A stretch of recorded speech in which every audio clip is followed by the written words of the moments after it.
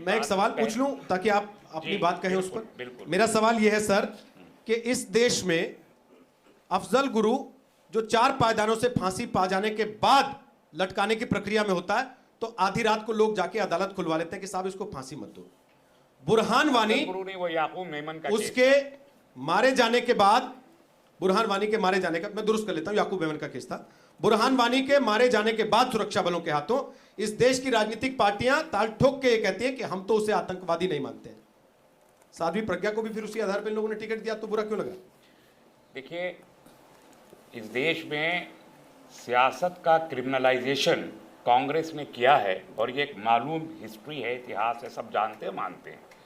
लेकिन इस देश की तारीख, पॉलिटिकल हिस्ट्री इस नाम से जानी जाएगी कि पॉलिटिक्स का टेरराइजेशन, आतंकीकरण भारतीय जनता पार्टी ने किया है और कर रही है। ये इतिहास ज़रूर याद रखेगा इस बात को।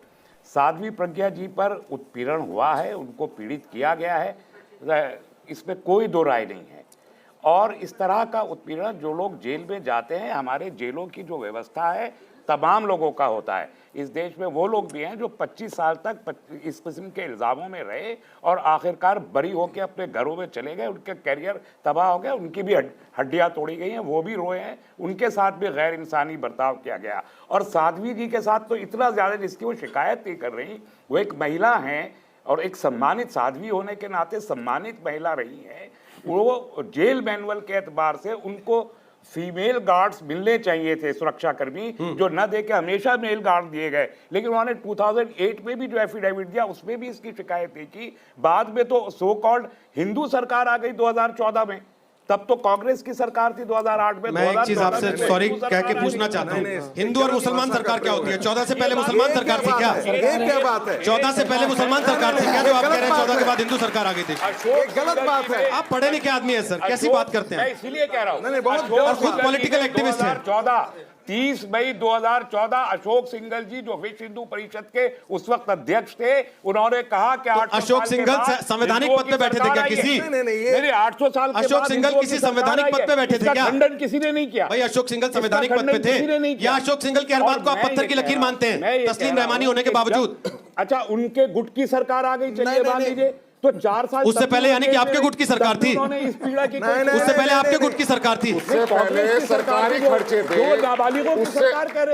उससे पहले सरकारी खर्चे पे ईद और इफ्तार की पार्टी करने वाली सरकार थी। मैं थोड़ा सा करेक्ट हो गई ना, ये करेक्शन हो गया। मैंने इसलिए कहा कि उनके गुट की सरकार आ गई और उन्होंने अपने एफिडेविट्स में कहा है, उससे पहले के स्टेटमेंट। लेकिन इस सरकार ने आपको धोखा ही दे दिया गौतम साहब, राम मंदिर बना के नहीं दिया। क्या कागज दिखा रहे हैं, बोलिए जल्दी। दोनों ने कहा है कि हमको आरएसएस के चीफ का संरक्षण हाजिर है। ब्रेक पर जाना जल्दी, छोटा सा। ये नेशनल ह्यूमन राइट कमीशन का है, जिसका अध्यक्ष जो होते हैं, चेयरमैन जो होते हैं, सुप्रीम कोर्ट के रिटायर्ड जज होते हैं। इसके अंदर कंप्लेंट्स करी गई थी कि प्रज्ञा ठाकुर के साथ जो कस्टडी के अंदर इनह्यूमन वर्ड है, इनह्यूमन बिहेव किया गया, जो टॉर्चर किया गया। सर मैं कम टाइम में ज्यादा चीज बता रहा हूं, मैं आपको ओरिजिनल है, मैं फोटो कॉपी नहीं लाया, ओरिजिनल लेकर आया हूं, ठीक है? 2015 तो इसके अंदर जब उन्होंने कहा कि भाई ये इनह्यूमन बिहेव किया गया, तो नेशनल ह्यूमन राइट कमीशन ने एक इंक्वायरी ऑर्डर करी, जिसमें कहा कि आप इसकी रिपोर्ट कीजिए। और जो रिपोर्ट उन्होंने कहा प्रोसीडिंग का पार्ट में बताया था, और रहमानी साहब चैलेंज ना करें इससे, उन्होंने 4 अगस्त 2014 की प्रोसीडिंग का ये पार्ट है, जिसमें कहा कि जो एलिगेशन लगाए थे प्रज्ञा ठाकुर, एक सन्यासी जिसको पॉर्न मूवी दिखाई गई, जिसको चमड़े की बेल्टों से मारा गया, जिसको 6 फुट उठा के नीचे फेंका गया, जिसको जूतों से इस तरह पीटा गया कि उसकी छाती की झिल्लियां फट गई, उसको वेंटिलेटर पर जाना पड़ा, उसकी रिब्स टूट गई, उसकी बैकबोन के अंदर फ्रैक्चर हो गया, जिसके साथ इस तरीके का टॉर्चर हुआ, उसको बुरके से जाके ढका गया, जिसकी अंतरात्मा को इतना कचोटा गया कि मारने वाले थक जाते थे लेकिन वो नहीं थकती थी, ताकि आरएसएस को फंसाया जाए। और उसके अंदर क्या रिपोर्ट पेश करते हैं ये report sir national human right commission की रिपोर्ट है, मेरी पर्सनल। आप रिपोर्ट ब्रेक के बाद पढ़ दीजिएगा, मुझे आपत्ति नहीं है। मैं सिर्फ इतना बता रहा हूं, जो प्रज्ञा ठाकुर ने करकरे के बारे में कहा उसकी ऑब्जर्वेशन बिल्कुल क्या जो उसके साथ उस रिपोर्ट के आधार पर ये कहना जस्टिफाई किया जा सकता है कि शहीद हेमंत करकरे, जिनको पूरा देश शहीद मानता है, उनको अपने कर्मों की सजा मिली है, या फिर राजनीतिक तौर पर नाबालिग प्रज्ञा ठाकुर भी है, उनसे